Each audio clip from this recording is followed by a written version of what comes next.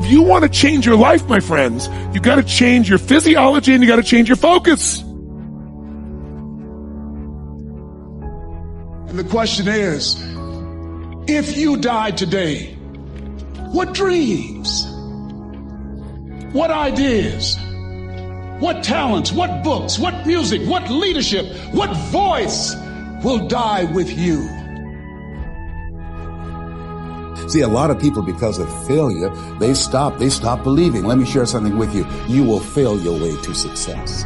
Yes. 8 out of 10 millionaires have been financially bankrupt. You will fail your way to success. It doesn't matter how many times you fail. It doesn't matter how many times people tell you that you can't do it. It doesn't matter if you don't have a dime in the bank. You will fail your way to success.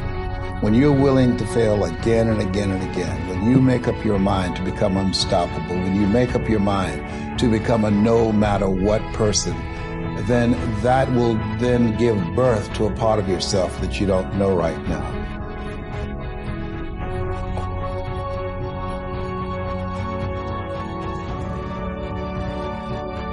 You can't have a standard education and expect to have an extraordinary life. It's not going to happen. The one breakthrough for all leaders is constant, never-ending improvement. And that means educating yourself and continuing to develop even greater emotional mastery, because that's what affects whether you execute or not. The opportunity for self-education is there. We have to change our psychology from, I'm going to do what everybody else does, and I'm mad because it doesn't work anymore, to the reality is this is the greatest time to be alive if you're growing, you're learning, you're educating, and you're developing valuable skills. So instead of complaining, you got to say, where are the skill sets valued in the marketplace? And how do I work harder on myself than anything else? Because if I become more valuable, then I will be able to give more, do more, and change more. When I interviewed Warren Buffett, I asked the most important investment he ever made in his life. You know what he said it was? I was thinking of all the companies he'd done, He said, Tony, go into Dale Carnegie. I said, what? He goes, because by developing myself, that's the most important investment. Those skill sets, learning how to persuade, learning how to speak, learning how to influence, all my ideas would have died on my lips if I hadn't been able to influence, and I learned it from that little course. Most valuable thing I ever did in my life, he said.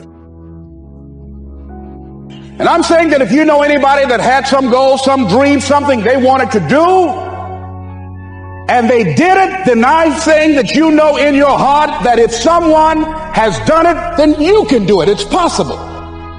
And that if someone can make their dream become a reality, that it's possible that you can make your dream become reality. And so as you begin to look at where you want to go, beginning to embrace that, it's possible. I'm blessed and highly favored. I've got a lot going for me. I got some good stuff in me. And it's possible that I can bring my greatness out here in the universe. That I can do what I want to do. It's possible I can write my own book. I can have my own business. I can take the trip and travel around the world. It's possible. I can bounce back from adversity and reinvent my life. It's possible. Regardless of where I am, the things can get better for me. It's possible. I'm thinking about two men right here in Chicago who were fairly successful, similar background, educated. They worked for a corporation for many years, and they were among many people that were laid off. Two guys who were very good friends. One went out looking for a job for several weeks along with the other one, and they faced disappointment and rejection again and again and again. They couldn't find any work, which is the story of many people across this country. One guy stopped. He became discouraged. He stopped going. He stayed home looking at television, became very argumentative and toxic with his wife, drinking beer, getting on the phone, talking to his other negative, unemployed friends. And he just gave up. The other guy kept looking for a job everywhere he could go. Every time he could get an opportunity, kept asking people, networking, checking the newspapers every day. Kept going everywhere he could, trying to find a job. You have too much education. You're overqualified. You won't be here long enough. He kept going. He kept going. He went to a place and said, look here, I tell you what, if you can't hire me, and I know you can use my talents, abilities, and skills, I don't want to sit home and do nothing. Just let me do some volunteer work. You don't have to give me anything, all right? I just want to work. I want to be busy.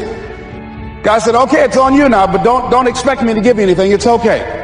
This guy came in and worked. He was the first one there. The last one to leave was the best employee there. About 4 weeks later, one of the top managers quit. They were looking for a replacement. Guess who they selected?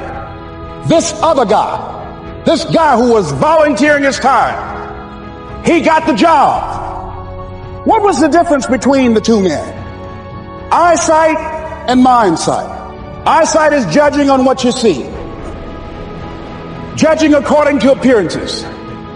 But mindsight is how you interpret what you see.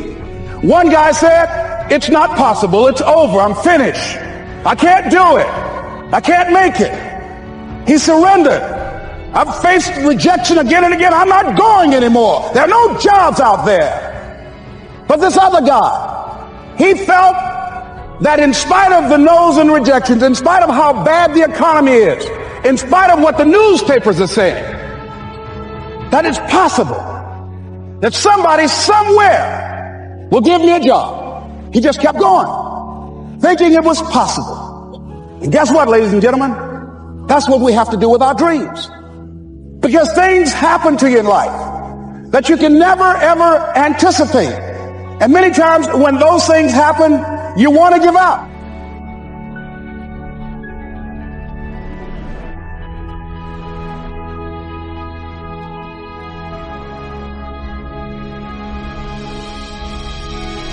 It's not over until I win. Not over till I get through. It's not over till I get over. Not over till I get what I want. Door can't open today, look out. I'm going to come back and take the hinges off. That's how you got to do that. You've got to have that kind of courage, that type of determination. If you want to make it happen, it's you. That you've got to take personal responsibility to make it happen.